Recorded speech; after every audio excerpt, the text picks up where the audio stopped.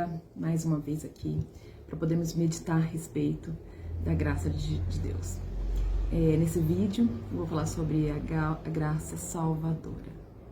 Você já deve ter visto o vídeo anterior do pastor David, onde ele fala bastante a respeito do pecado, nos traz a memória, nos traz à mente a importância de nós reconhecermos Deus acima de todas as coisas e reconhecermos a morte de Jesus. A graça salvadora, ela fala da expiação do nosso pecado e é algo muito difícil de entender. Você só consegue entender sobre a expiação, sobre a graça salvadora, quando você passa pela experiência da graça que o busca, da graça preveniente, aquela que te alcança. Quando você tem essa experiência com Deus, de um momento ele ir até você, ele te encontrar, é a partir daí que você tem a capacidade de entender sobre a expiação, sobre a morte de Jesus na cruz, sobre a salvação, sobre o plano de salvação. Não há outro jeito de entender sobre Jesus, salvação, a não ser através do Espírito Santo de Deus dentro de você, te capacitando. Não há nada de bom dentro de nós que nos faça chegarmos até Deus, que nos faça ter entendimento do amor de Deus. Nós somos capacitados pelo Espírito Santo de Deus quando Ele vem até nós, quando Ele entra dentro de nós, quando nós o recebemos e Ele vem fazer morada, Ele que nos faz entendermos a respeito da expiação de Jesus. Não é algo fácil, não é algo simples, é algo que é pela fé. Eu vou te falar um pouco sobre a expiação. É lógico que é um costume israelense, né, um costume judeu, um costume do Antigo Testamento. A expiação, eles sacrificarem um animal para oferecer a Deus em favor dos pecados do povo de Israel. Isso é uma tradição judaica, uma tradição israelita, e a gente vê isso em Levíticos, toda a explicação de como tem que ser feito. Isso chama Yom Kippur, ele ainda é feito, o dia do perdão, o dia que as pessoas os judeus vão até Deus e reconhecem seus erros e pedem seu perdão. Além disso, existia um costume no Antigo Testamento que foi o próprio Deus falando para Moisés como deveria fazer. O sumo sacerdote, aquele que ficava à frente do povo, que estava em contato com Deus, ele pegava um animal, ele sacrificava primeiramente para ele, para os seus pecados, para expiar os seus pecados, como para anular o pecado dele, e depois ele escolhia 2 bodes e lançava sorte sobre eles, e um era morto e o outro era colocado os pecados e solto no deserto, para se acabar no deserto e levar os pecados do povo. Então, um era o sangue derramado e o outro sacerdote colocava as mãos, confessava o pecado do povo de Israel e lançava sobre ele os pecados do povo. E o povo se sentia santo. Imagina como um copinho, né, um copo amassado. É difícil restaurar de novo aquele copo, né? Mas era assim que o povo se sentia livre, leve, como se uma nova página tivesse acontecido. E é assim que Jesus veio. Jesus veio, morreu, já estava escrito no Antigo Testamento a respeito da morte do Messias, de como havia de vir e que ele seria o bode expiatório, né? Ele ia ser o cordeiro que iria pagar o preço por nós. E foi assim. Aquele que não teve pecado algum, aquele que veio para fazer o bem para a humanidade, aquele que curou, libertou e declarou amor para o povo. Ele, aquele que não tinha pecado algum, ele foi o bode expiatório.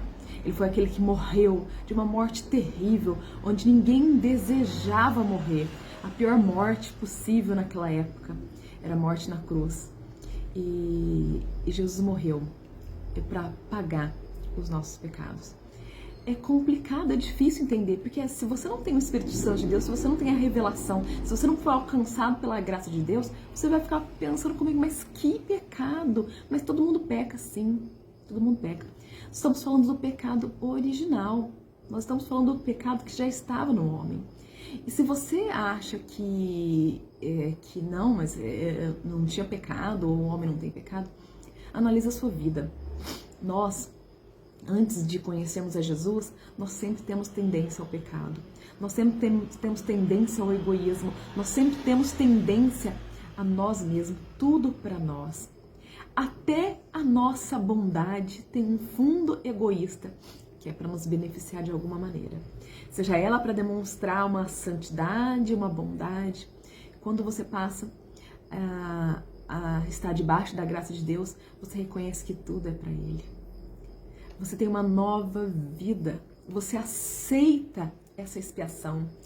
Você estava morto para o seu pecado, você estava morto, você não tinha condições nenhuma de chegar a Deus. Quando Deus te busca, quando Deus te encontra, quando Deus te chama para junto de si, você acaba entendendo que um dia o homem teve livre arbítrio e escolheu o pecado, escolheu estar longe de Deus.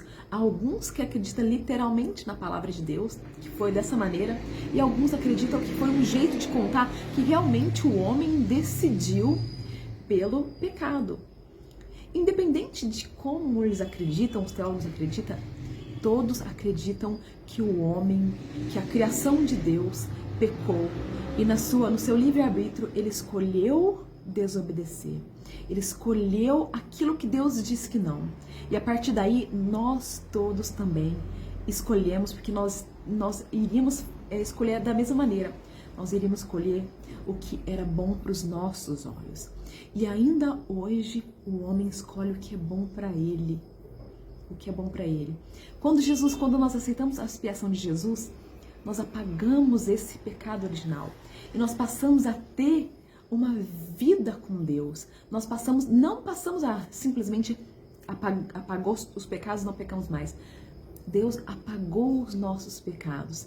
E nós passamos a entender que os nossos erros podem ser confessados a Deus e que nós podemos mudar cada dia. Só que quem opera esse poder de mudança é apenas o Espírito Santo de Deus. Só Ele pode operar um milagre na sua vida, de você entender que Jesus um dia veio, mudou a sua sorte, mudou a sua vida, te deu paz, te deu uma nova, virou a sua folha, te deu uma folha branquinha para você recomeçar tudo de novo. E mais, Ele te deu uma folha branquinha para quando você riscar, uma borracha espiritual que pode apagar quando você confessa.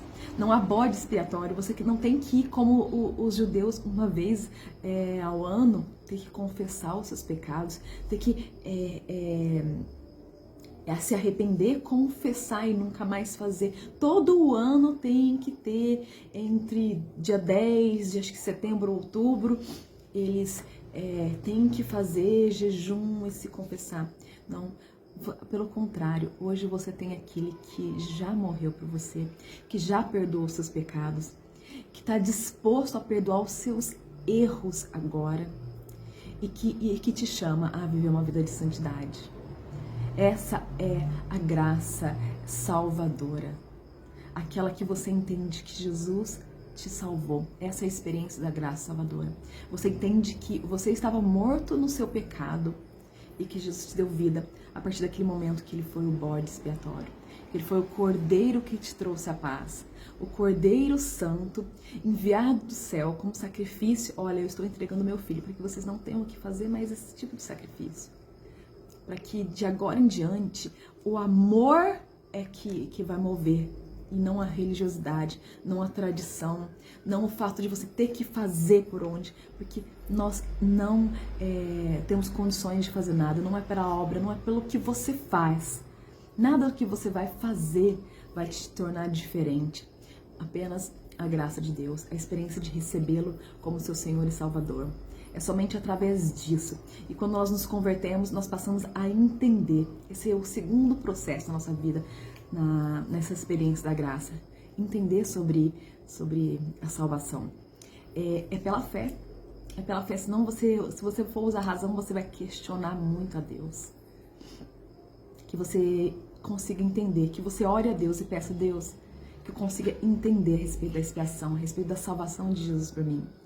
E mais uma vez eu quero contar um pouquinho do meu testemunho, para onde eu parei, que foi quando eu me converti, passei a orar pelo um esposo, passei a ter experiência com Deus, passei a orar pelo um homem na minha vida, casei e fui para o Mato Grosso do Sul.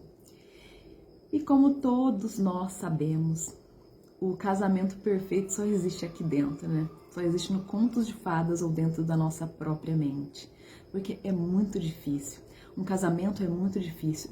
Só que é dentro do casamento que nós provamos e entendemos quem nós realmente somos. Quando nós somos desafiados pela outra pessoa, nós entendemos o quanto difícil nós somos e que achamos que nós somos convertidos e estamos super bem. Não. Quando você convive com uma outra pessoa, você convive com praticamente um espelho. Não é totalmente igual a você, mas que talvez vai te acusar de seus erros. O que talvez seus pais não fazem, porque te amam incondicionalmente. E quando você é casado, aquela pessoa, ela olha pra você, entende os seus erros e de repente pode te acusar com os seus erros ou não tem tanta paciência com você assim. E você tem que aprender a lidar com isso. Então, no meu casamento, longe da minha família, no Mato Grosso do Sul, eu e o Rodrigo, nós colocamos nossa vida diante de Deus com o propósito mesmo de honrar a Deus, de amar a Deus, de servir a Deus. Não foi uma época fácil, foi uma época muito difícil, financeiramente, espiritualmente, emocionalmente. Foi muito complicado. Nós crescemos junto, nós discutimos em alguns momentos, nós ficamos tristes, nós nos decepcionamos, mas nós buscamos refúgio no Senhor, em todos os momentos. Depois do Mato Grosso do Sul, nós fomos para Piracicaba, onde foi um momento muito difícil, de muitas provações, dentro do casamento, fora do casamento, no emprego do Rodrigo, na nossa vida. Nós nos sentimos muito sozinhos. Durante um ano nós não tínhamos carro, nós não tínhamos moto, nós não tínhamos nada. O Rodrigo trabalhava a pé, eu ficava em casa e até para ir para a igreja era muito longe. Nós não tínhamos condições financeiras de nada, nós estávamos esperando uma porta se abrir para o Rodrigo poder terminar o seminário. E em todo momento dentro do meu casamento, embora existiam muitas dificuldades de relacionamento, financeiras e tudo, eu procurei sempre estar como uma esposa auxiliadora, sempre. Eu não falo isso para me colocar acima das pessoas, porque eu tenho muitas coisas erradas, mas porque eu tentei, de todas as maneiras, ser auxiliar. Eu tentei apoiar todos os sonhos do Rodrigo.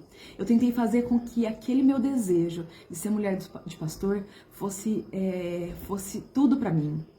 E o Rodrigo ser um pastor, estar formado, estudando, era uma realização minha também. E eu coloquei meus sonhos diante de Deus, juntamente com o Rodrigo, e nós nos preparamos para isso. Uma porta se abriu, um emprego em Campinas, e nós fomos morar no seminário em Campinas. Também foi um tempo também difícil de todos, financeiramente, espiritualmente, emocionalmente, mas nós crescemos muito. Crescemos muito como esposa, como esposo, como marido e mulher, como servos de Deus, como estudantes. Eu trabalhava no seminário para poder ajudar na bolsa do Rodrigo, e o Rodrigo trabalhava fora. Deus foi nos ajudando. A maior experiência que eu tenho é dos momentos difíceis, sim, como um casal que é novo demais, que está se tentando acertar. Mas a minha maior experiência dessa data, desta época, é entender. Eu entendi que os sonhos do Rodrigo seriam os meus sonhos, que a concretização dos sonhos deles eram minha concretização. Aquilo na minha mente de, nossa, um amor, um conto de fadas, ser feliz para sempre, já não estava na minha mente, mas estava na minha mente que algo melhor poderia vir. Que nós ainda não tínhamos chego no nosso propósito inicial, de eu ser mulher de pastor e ele ser um pastor. Então nós corremos atrás disso, em todos os momentos. As nossas discussões eram bobas e nessa época, sem muitas coisas, assim, coisas de infantilidades mesmo, uma coisa dentro de casa, uma má concordância financeira ou de horários mesmo, de uma esposa nova, né? Principalmente na época do Mato Grosso do Sul, ela espera que seu esposo ao trabalho, vá para o seminário e volte rapidamente para casa, né? Porque ela está sozinha e às vezes isso não acontecia, criava algum tipo de conflito. Mas o importante de tudo isso é que nós crescemos. E mais importante de tudo isso é que eu e o Rodrigo, nós nos colocamos à disposição de Deus. Nós não sabemos o que Deus tinha para nós ou o que Deus queria com essa situação. Mas era a nossa vontade. E melhor, eu não sei se a minha vontade é a vontade de Deus. Até hoje eu também não sei se a minha vontade naquela época do Rodrigo seria a vontade de Deus. Mas uma coisa eu sei, é que Deus age em todos os momentos. Deus te ensina em todos os momentos.